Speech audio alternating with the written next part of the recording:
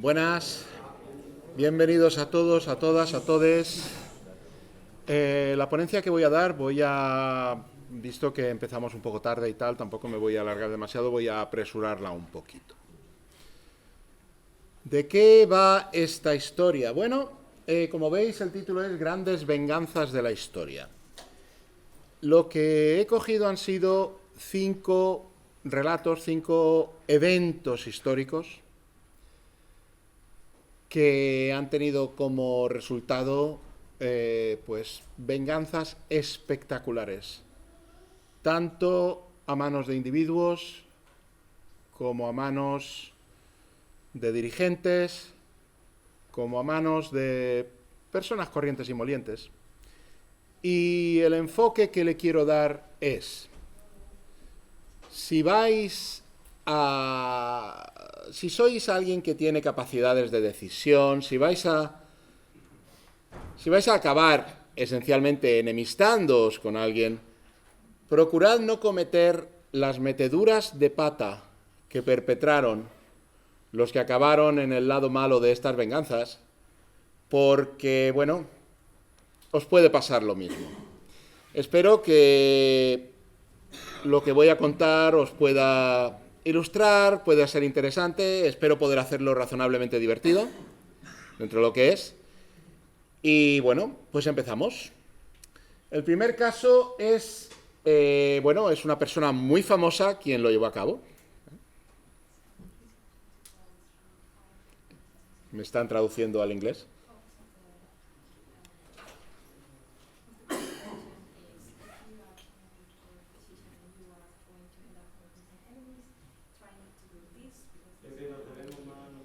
Voy ahora mismo.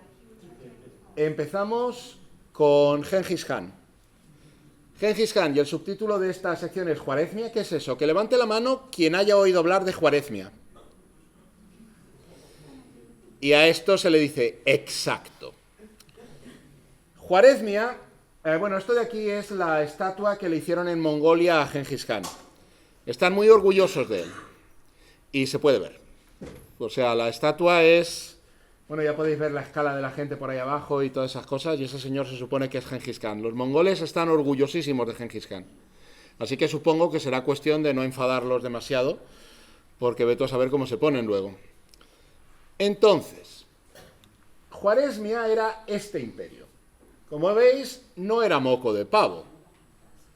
El imperio de Juarezmia ocupaba todo lo que es Asia Central, desde básicamente Afganistán, lo que hoy es Uzbekistán y los estanes de Asia Central, hasta básicamente el oeste del Mar Caspio y el Golfo Arábigo. Juarezmia. Resulta que Gengis Khan pues estaba extendiendo su imperio, el imperio mongol lo iba extendiendo, y un buen día... Uy, ¿qué pasó aquí? Le he dado donde no debía. Ahora. ¿Puedes ponerla otra vez en pantalla completa? Que me parece que le he dado al botón que no era. Perdón por esto. Entonces, ¿esto es el puntero? Bueno, da igual. Los mongoles van llegando desde el este y Gengis Khan acaba encontrándose con el imperio de Juarezmia. Y cuando el imperio mongol llegó a hacer frontera con Juarezmia, ese día supongo que Gengis Khan se despertó de buen pie. Debió estar contento, igual había tenido una concubina muy buena esa noche o lo que fuera, pero el caso es que decidió mandar una caravana diplomática y comercial para establecer relaciones con Juarezmia. El caso... ¿Perdón? Creí que habían dicho algo. El caso es que, manda una caravana con un montón de camellos, un montón de productos y una carta dirigida al Shah del Imperio de Juarezmia. Y cuando esa caravana entra en territorio de Juarezmia, el gobernador de esta zona, que está Samarcanda por ahí, pues ve llegar a esa caravana desde el este, el hombre decide que aquellos, pero ¿qué hacen estos tíos aquí? Decide que esos mongoles medio salvajes que solo saben ir a caballo por las estepas y seguro que no saben ni escribir, son una panda de vulgares advenedizos y ve tú a saber, pero ¿cómo es posible que una panda de muertos de hambre puedan enviar una caravana tan rica? Estos tipos son espías de alguien y confisca todos los bienes que traía la caravana y detiene y encarcela a los de la caravana. Cuando las noticias de lo que ha pasado vuelven a Gengis Khan, sorprendentemente Gengis Khan decidió darle una segunda oportunidad a Juaresmia. Y entonces mandó a 3 embajadores, 2 mongoles y un musulmán, porque el imperio de Juaresmia era musulmán.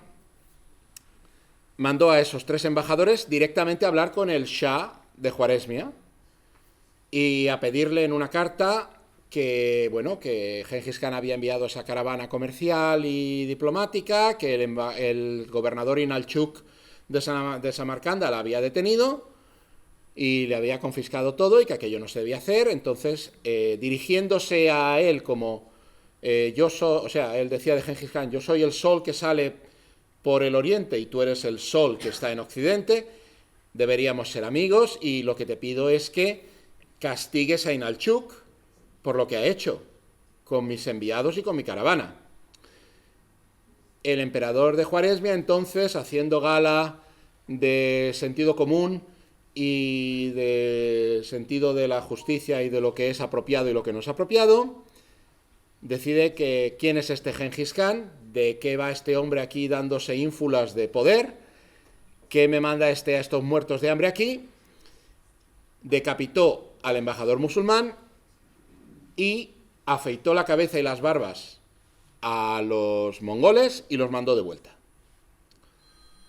Recibida la noticia por parte de los 2 enviados supervivientes, Gengis Khan se retiró a su tienda,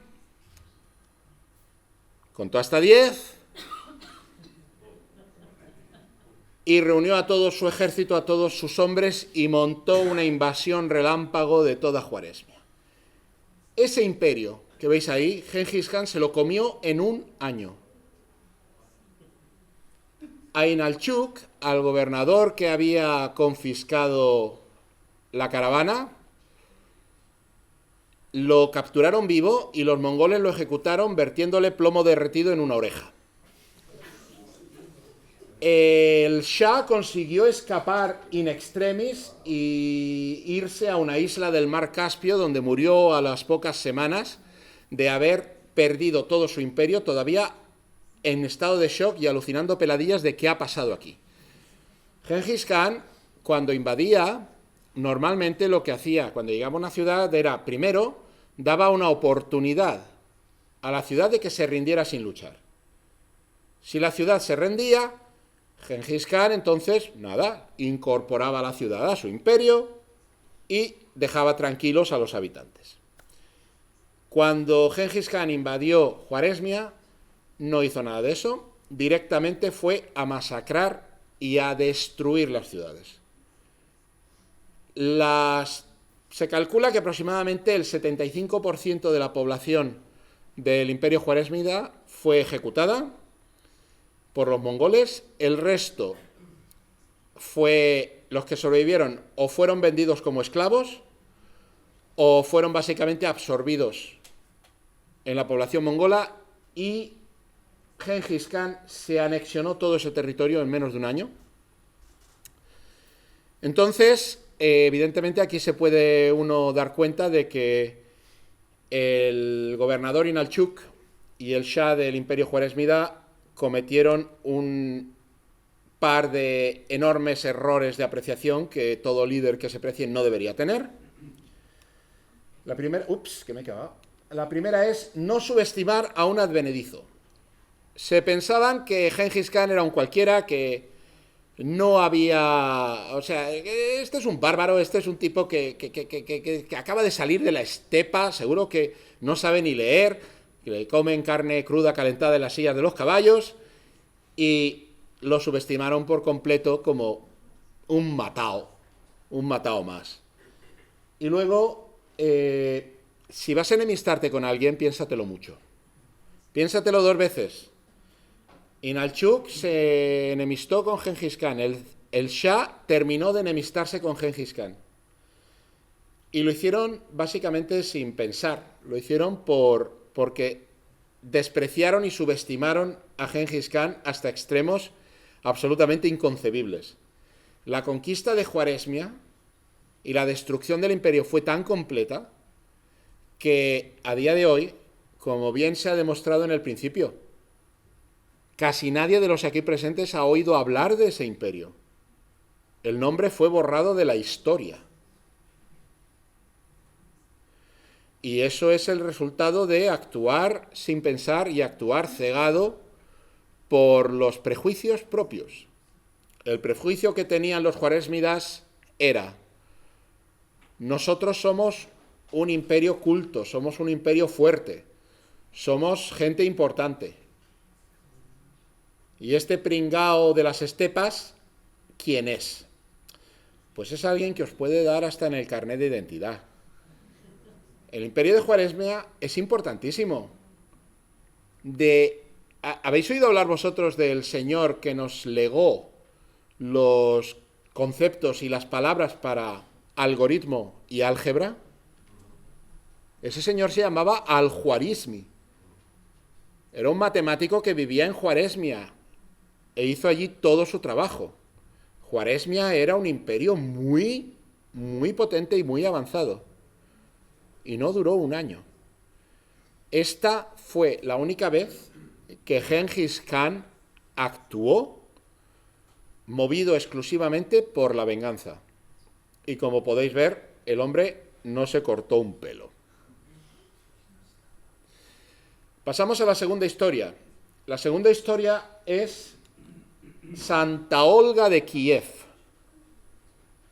Uy, aquí, le doy una vez y salten 3. Santa Olga de Kiev.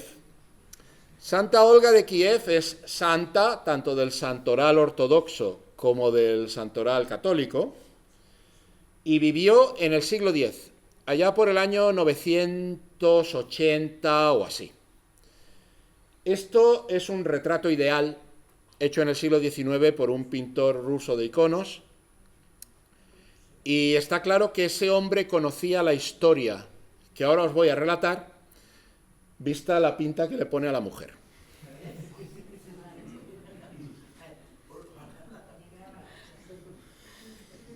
Me explico.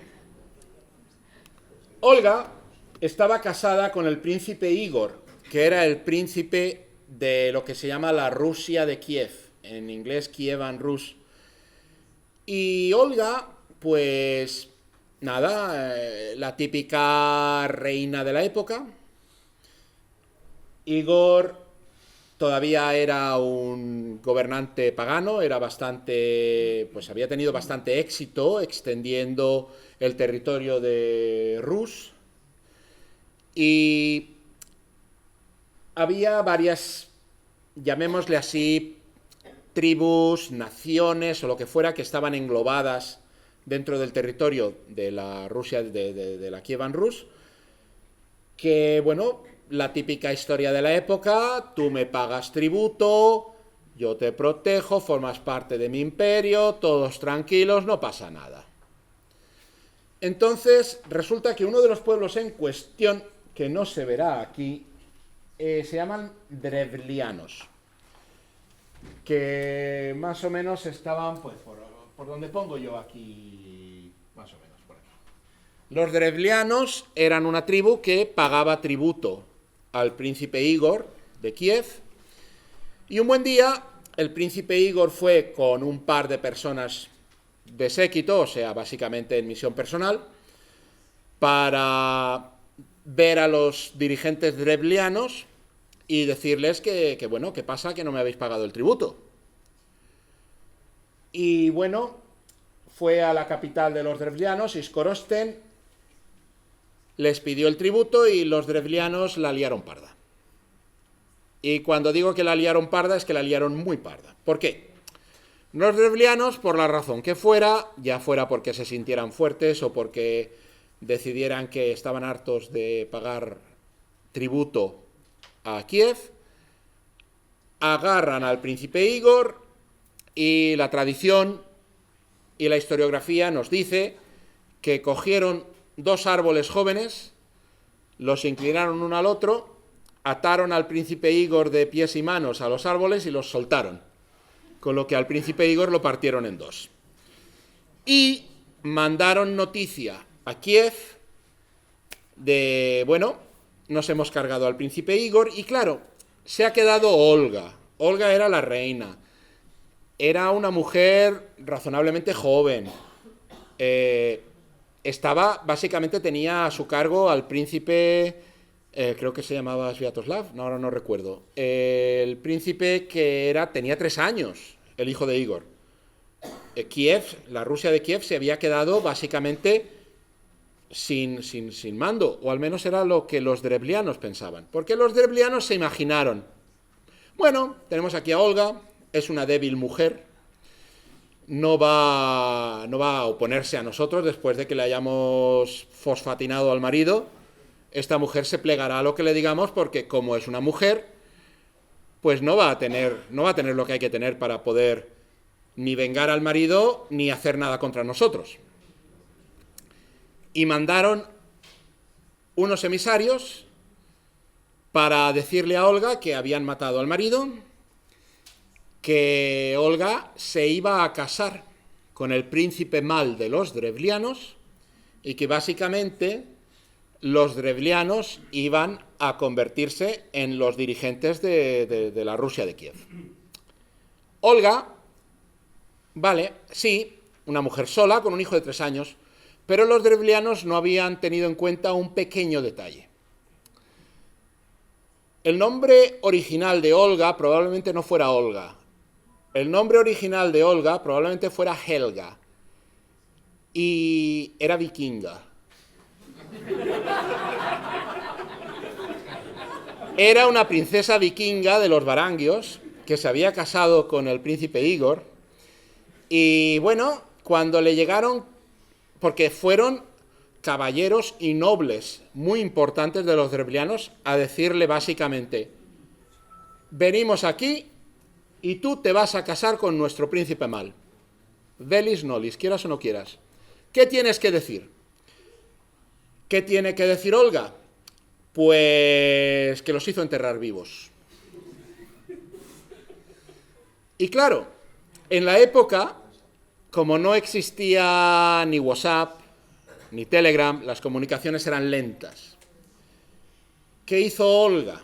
Olga mandó una carta muy bien escrita, muy educada y muy sumisa a los drevlianos, y les decía en la carta básicamente, qué pena que mi marido ha muerto, yo soy una débil mujer y no puedo hacer nada, acepto la propuesta de vuestro príncipe mal, pero os pediría que me mandarais a un séquito importante de los nobles y los príncipes más exaltados de entre los drevlianos para que puedan unirse a la delegación que me habíais mandado antes y así yo poder ir con ellos a Skorosten acompañada por un séquito, digamos, con la dignidad adecuada para la situación y para poder estar presentable ante el príncipe mal.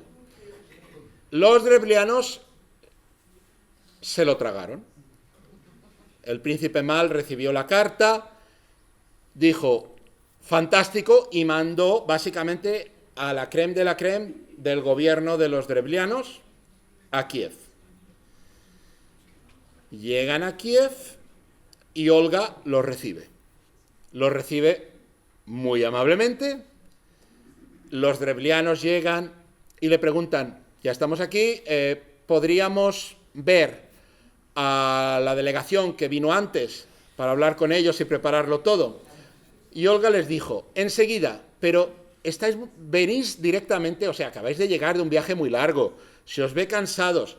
Aquí tengo unas termas, una casa de baños que he preparado especialmente para vosotros. ¿por qué no pasáis, os ponéis cómodos, os quitáis el cansancio del viaje y entonces podemos hablar todos juntos? Ah, fantástico. Se meten en la casa de baños y entonces Olga manda a clavar las puertas y pegarle fuego.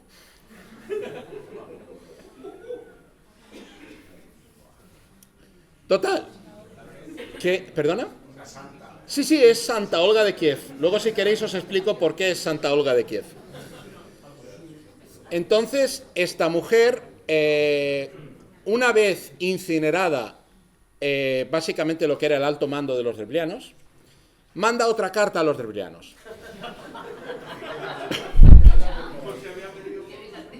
Y en la tercera carta les dice: ya tengo aquí a vuestras delegaciones y ahora iremos todos con mi séquito hasta Iskorostén para preparar los festejos y las nupcias con vuestro príncipe.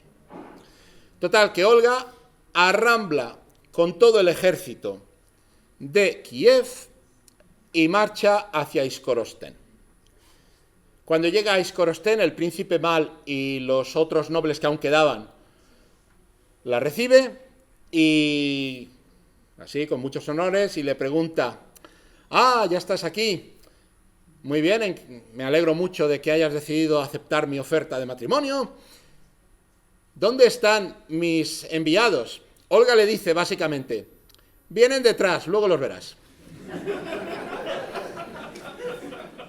Y Olga de Kiev decide esa noche montar con unas tiendas, montar un banquete prenupcial al que invita al príncipe Mal, a los nobles de los drevlianos, a los capitanes y a los caballeros y a los altos cargos militares de los drevlianos, a todas las fuerzas vivas. Sí, a todas las fuerzas aún vivas, a todas las fuerzas vivas de los drevlianos los convoca al superbanquete de prebodas. Y están allí y venga a comer y beber y tal, y cuando están todos bien hartos de comer y están todos borrachos como cubas, da Olga una señal y sus soldados los masacran a todos. Dice la leyenda, parece un poco difícil de creer, que en ese banquete, o sea que tú ríete de la boda roja de Juego de Tronos, en ese banquete se cargó a 5.000 nobles drevlianos, incluido el príncipe Mal.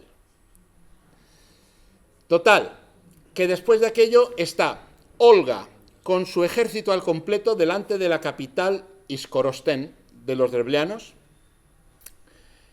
Y claro, los habitantes de la ciudad supervivientes salen, mandan una delegación a Olga, se plantan delante de ella, básicamente de rodillas: por favor, no nos mates, lamentamos mucho habernos cargado a tu marido, por favor, perdónanos, te daremos lo que quieras. Y entonces Olga, magnánima, les dice: muy bien, lo único que yo quiero es que me deis un tributo simbólico. Quiero que me deis 3 palomas y 3 gorriones de cada casa. Los representantes de los drevlianos se quedan: wow,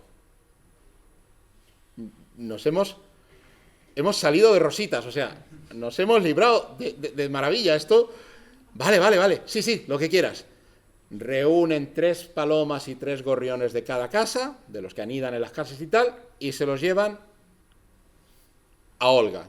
Olga los recibe muy amablemente, los gorriones y los pájaros en las jaulas, y esa noche Olga ordenó a sus soldados que cogieran los pájaros y les ataran a la patita una bola de azufre a la que pegó fuego y los soltó. Los pájaros volaron todos de vuelta a sus nidos y a sus casas en Iskorostén, y la capital ardió hasta los cimientos. Y además, un incendio, como dicen las historias, incendio que fue imposible de apagar porque la capital entera estalló en llamas simultáneamente, toda ella. Cuando la capital de los drevlianos había acabado de ser consumida por las llamas, Olga fue con su ejército, se cargó como a la mitad de los que quedaban en la ciudad, de los supervivientes como a las 3/4 partes los vendió como esclavos, y a los que quedaban los dejó seguir viviendo en el territorio de los dervianos, pero les dobló el tributo. Y ahora os estaréis preguntando, ¿y esta es Santa Olga?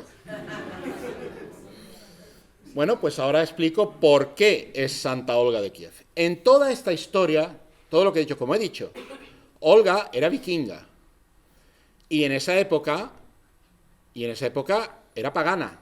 Y ella seguía la religión, básicamente la religión nórdica, Thor, Odín y todos estos. Pero lo que pasa es que se convirtió, después de todo esto, se convirtió al cristianismo y la hicieron santa porque extendió el cristianismo a toda velocidad por todos sus dominios.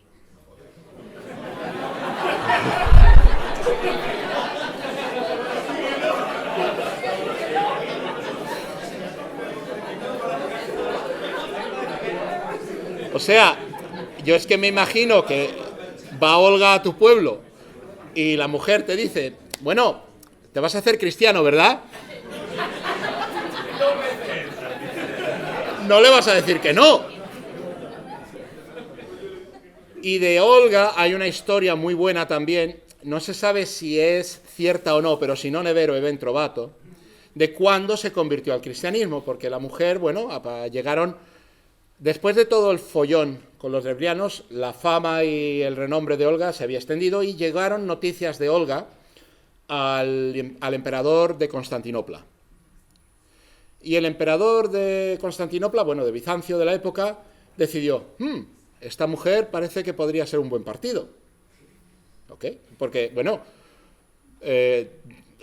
como mínimo, si me pasa algo, ella se encargará de que me venguen.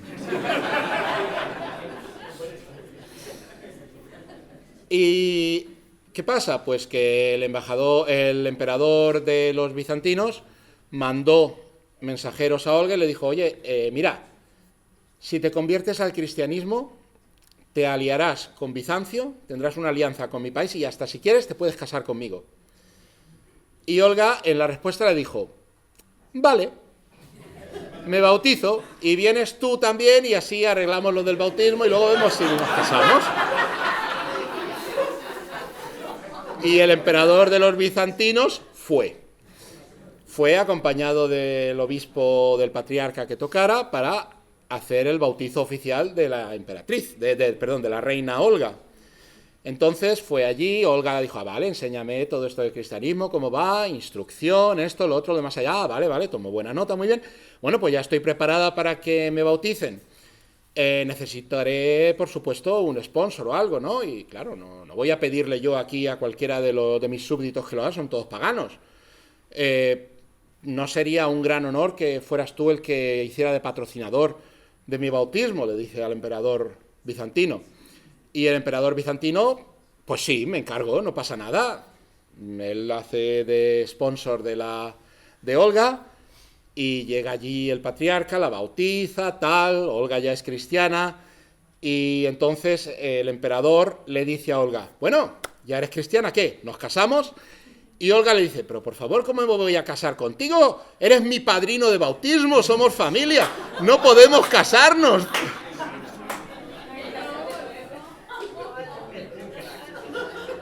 Y bueno, como el emperador ya había aceptado todas las ofertas de alianza y todo lo demás, iba a quedar muy feo dar marcha atrás, y luego que no estoy yo muy seguro de que se atreviera a dar marcha atrás con esta mujer, pues el emperador decidió aceptar que le habían tomado el pelo, se volvió a Bizancio y Olga terminó siendo la regente hasta que su hijo se hizo mayor. El hijo todavía era pagano, pero cuando el hijo se murió, ella ya terminó de cristianizar toda la Rusia de Kiev. Y esta es la historia de Santa Olga de Kiev. Y, espera, que aún queda.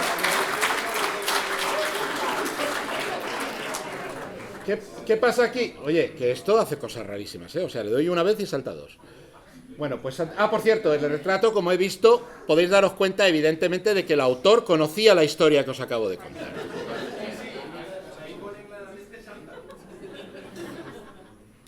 Vale. Jamás asumas, moraleja, jamás de los jamases asumas que alguien a quien ofendas o alguien a quien tengas delante no va a tener lo que hay que tener para resistírsete. Y la segunda moraleja es, si te toman el pelo 4 veces y te dan hasta en el carnet de identidad las 4, háztelo mirar. Y considera quizás cambiar de liderazgo o cambiar de estrategia.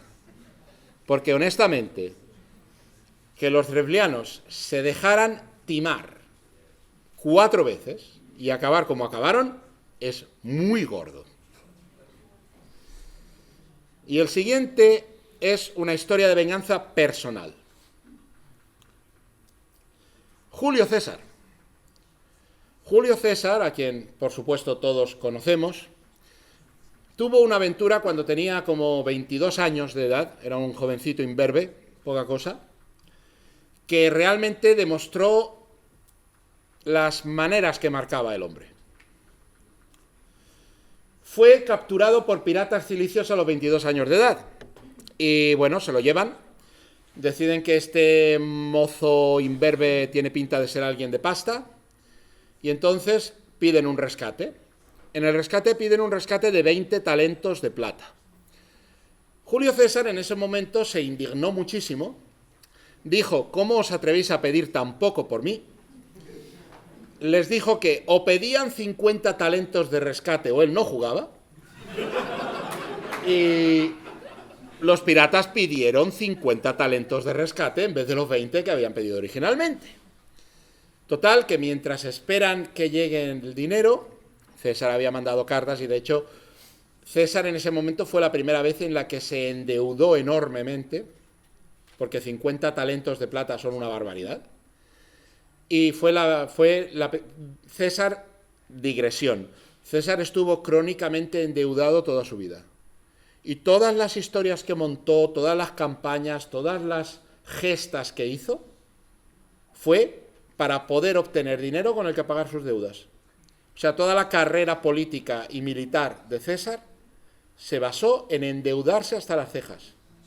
Y para poder devolver el dinero a sus acreedores fue por lo que se puso a conquistar Galia y a cosas así. Digresión. Y esta fue la primera vez en la que se endeudó a fondo. Y también comentan los historiadores romanos, esto puede ser un embellecimiento, pero el hecho de fondo es cierto, que César, para pasar el tiempo y esperar que llegara el rescate, les recitaba poemas suyos a los piratas. Los piratas básicamente no los apreciaron o pasaban de ellos, lo que fuera. César los llamó ignorantes y perfectos desconocedores de lo que realmente es el arte, y en ese momento fue cuando les prometió que cuando le dieran suelta los iba a crucificar, a todos.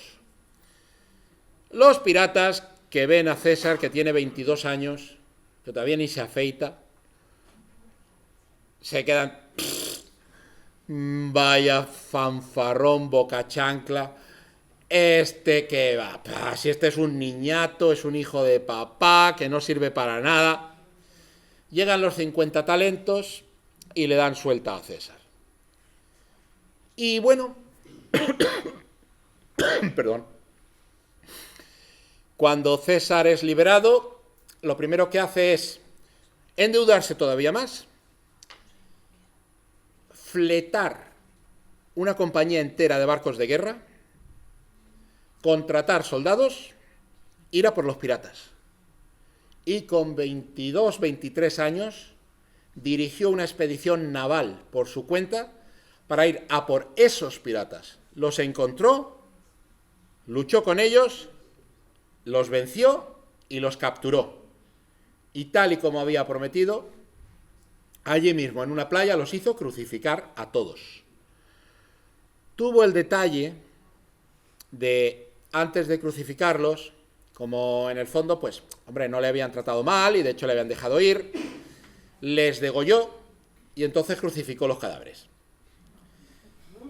Pero cumplió su promesa a rajatabla. Y esta es más cortita, esta no tiene todas las aventuras de la anterior, pero te da una moraleja interesante. Si alguien te promete que te va a hacer algo, sobre todo cuando se trata de hacerte picadillo, tómatelo en serio. Prepárate y actúa en consecuencia. O sea, nunca pienses que eso no va a poder pasar.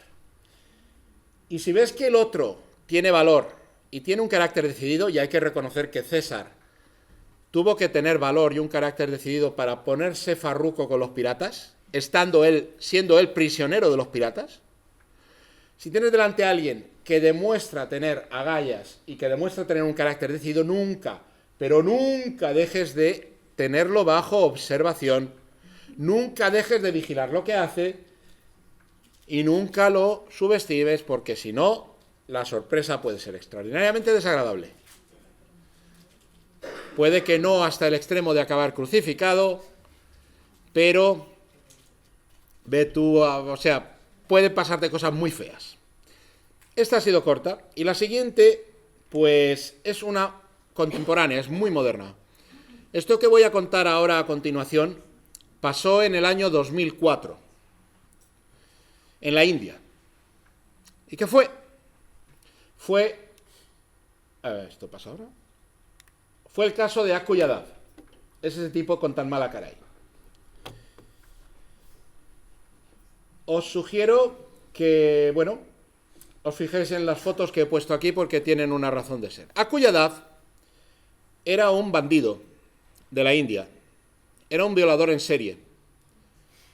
Y durante más de una década estuvo actuando con total impunidad en una región bastante pobre, me parece que era el norte de la India, porque se dedicaba a sobornar a la policía y nadie podía tocarle. Robó, mató, violó a cientos de mujeres y un buen día, básicamente por milagro, a Aku Yadav lo detuvieron y consiguieron llevárselo para ponerlo delante de un juez. Iba a ser una audiencia, digamos, preliminar. No era el juicio en sí. Era llevarlo ante el juez para decidir si podían juzgarlo por algo. El tipo se lo llevaron, iba muy chulo él. Esta foto es de cuando se lo llevaron al juzgado. El hombre iba muy chulo él y habiendo entrado ya en la sala donde iba a tener lugar la audiencia, delante del juez y todo, estando Aku Yadav allí, se había corrido la voz de que a Aku Yadav lo iban a llevar ante el juez. Se corrió la voz y 200 de sus víctimas, 200 mujeres que habían sido violadas por él, fueron y se agolparon allí mismo, en la zona de, llamémoslo así, la tribuna de espectadores. Y estando allí esas 200 mujeres, y estando allí Aku Yadav miró a las mujeres, se dirigió a una de ellas que había sido víctima suya, que él había violado, y en esas circunstancias, en ese momento no se le ocurrió otra cosa que llamarla puta. Las 200 mujeres al unísono montaron un fuente ovejuna, saltaron la baranda de espectadores, se lanzaron a la zona de los testigos, y eso que ves ahí es lo que quedó de Aku Yadav.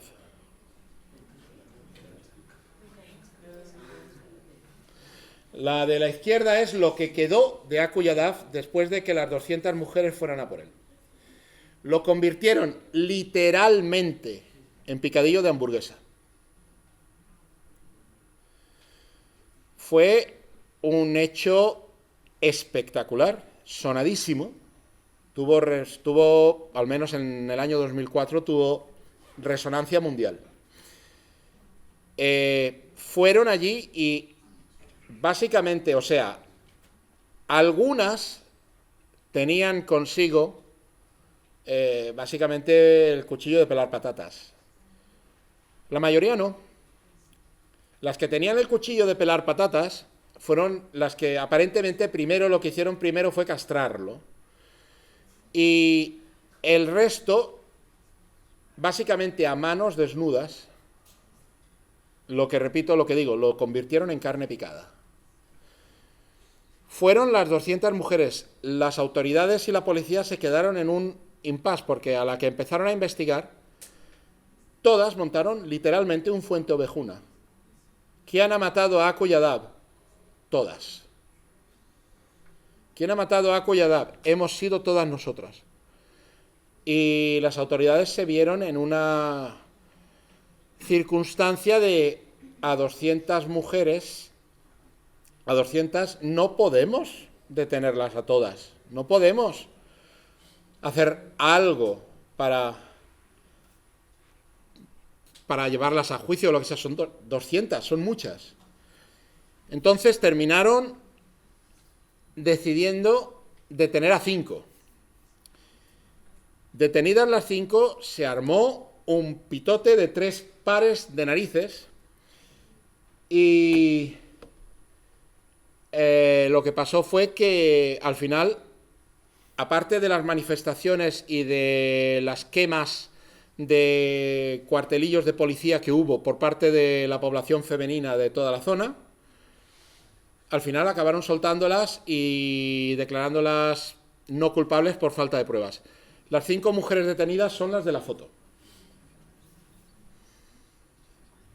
Y esa foto fue tomada básicamente justo después de haber convertido a Yadab en picadillo.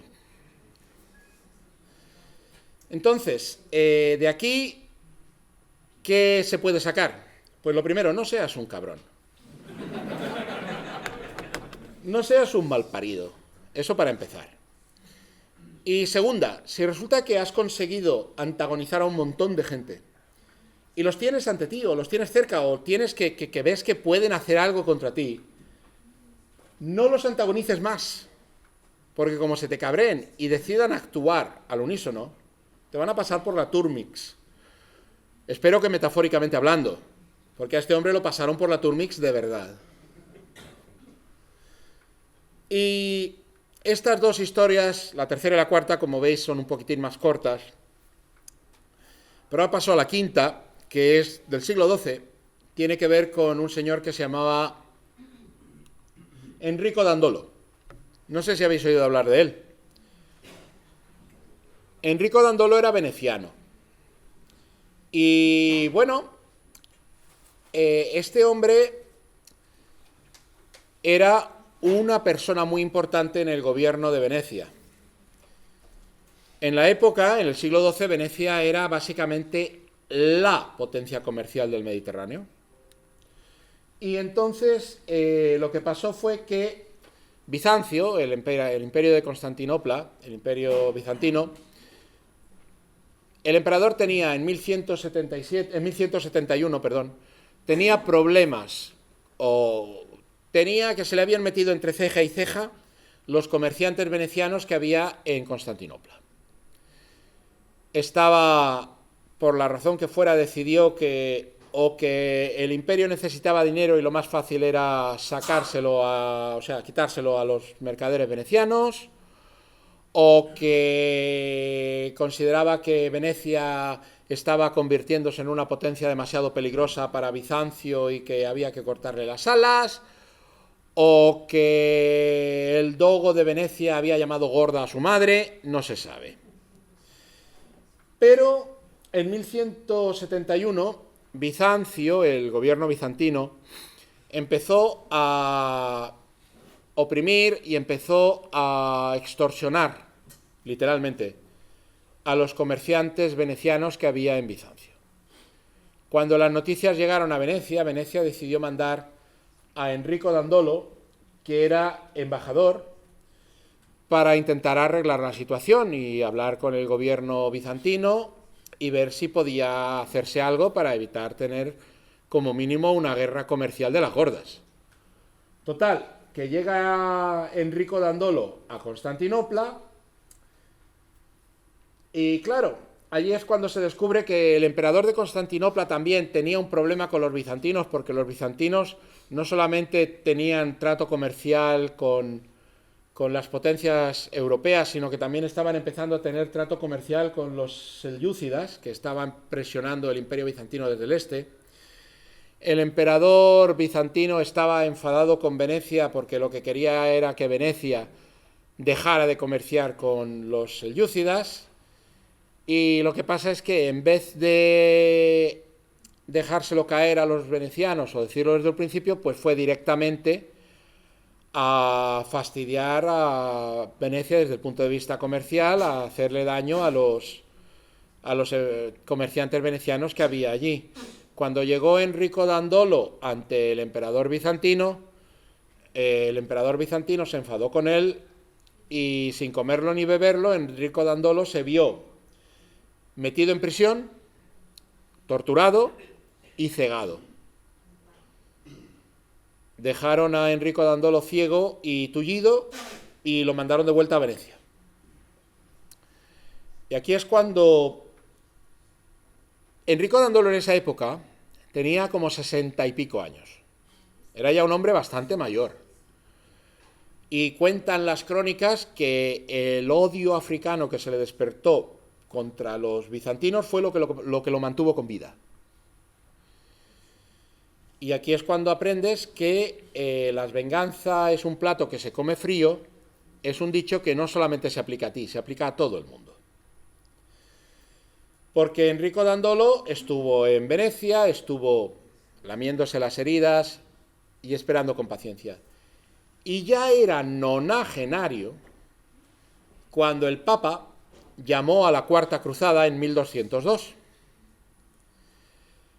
Mandamos los cruzados a reconquistar Tierra Santa, bladibla, bladibla. Enrico Dandolo movió hilos y consiguió que lo pusieran al frente de la expedición. La Cuarta Cruzada fue mandada por Enrico Dandolo, nonagenario, ciego y tullido. Y Enrico Dandolo, cuando la flota de los cruzados ya se había ido de Venecia, ya estaba lo bastante lejos como para no tener problemas por parte del Papa en caso de que el Papa pudiera llegar siquiera a enterarse de algo, mandó a la flota, en vez de dirigirse hacia las costas de Palestina, mandó a la flota directamente hacia los Dardanelos y fue derecho a Constantinopla con toda la flota y todo el ejército cruzado. Llegan los cruzados a Constantinopla y lo primero y directamente a la que llegan, Dandolo les ordena atacar y tomar Constantinopla. Y la Cuarta Cruzada al completo ataca y toma Constantinopla. Fundaron un reino latino de Constantinopla que controló la ciudad durante unas décadas. El imperio y el gobierno bizantino básicamente se quedó en Grecia y Enrico Dandolo se vengó. Constantinopla fue saqueada a fondo. Todo lo que había allí que fuera mínimamente de valor o de interés se lo llevaron los venecianos. Los caballos de San Marcos, de la plaza de San Marcos, sabéis que hay en Venecia, en la plaza de San Marcos hay una cuadriga. Esa cuadriga es de Constantinopla y se la llevaron los venecianos en aquella ocasión.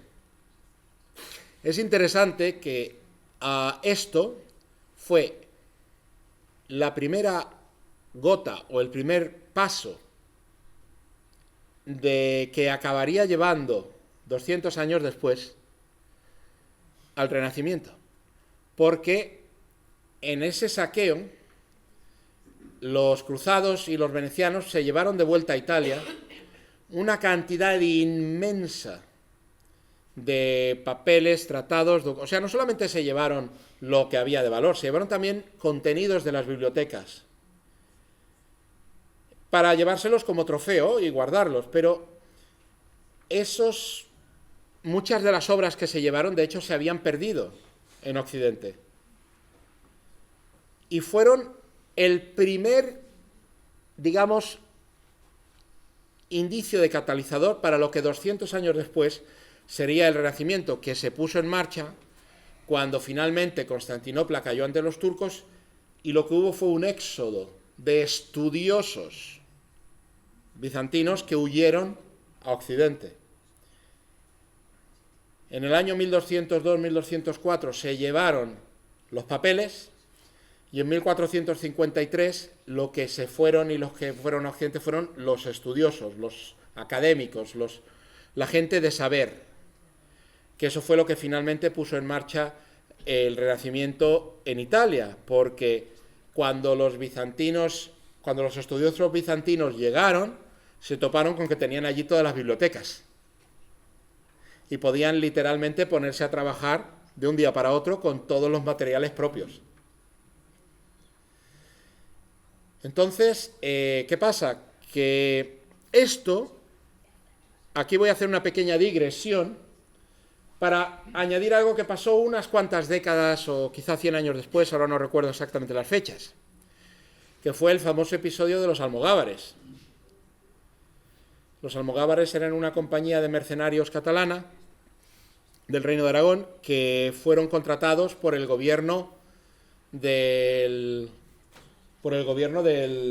Imperio Bizantino, todavía en Grecia, para que lucharan por ellos y tal. Era en la época, si mal no recuerdo, puede que me equivoque, pero me parece que está relacionado con intentar deshacerse del reino latino que había instaurado los venecianos después de la Cuarta Cruzada.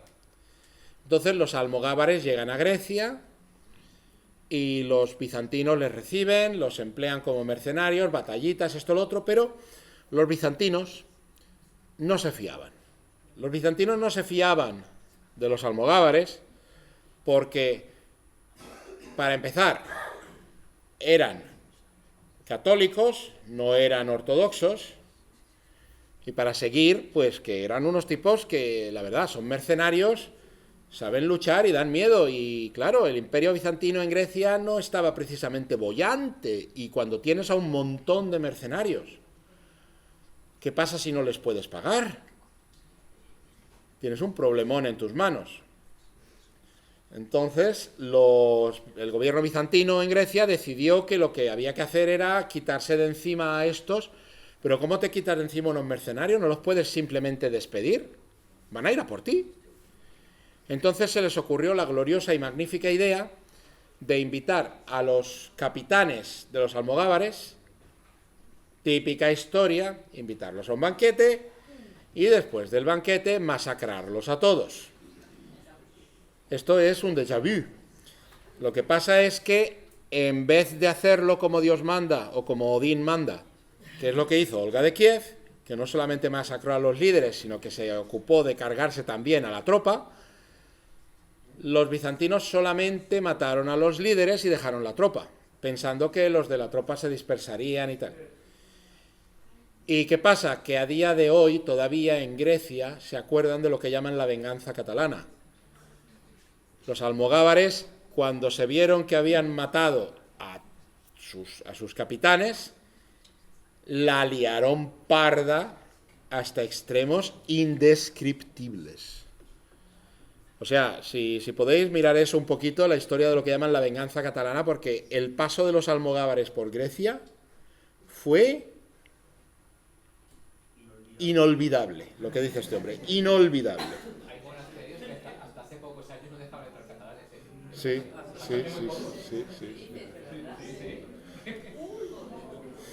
Entonces, de aquí que se puede uno, primero, te vas a poner a antagonizar a un adversario, o sea, ¿en serio te vas a poner tú a enemistarte con alguien que está en puja?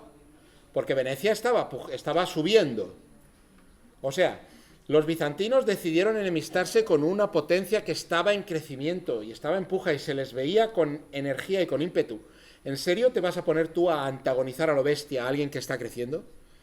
Y segundo, jamás olvides que lo de que la venganza es un plato que se sirve frío, no solamente te lo puedes aplicar a ti, se aplica a todo el mundo.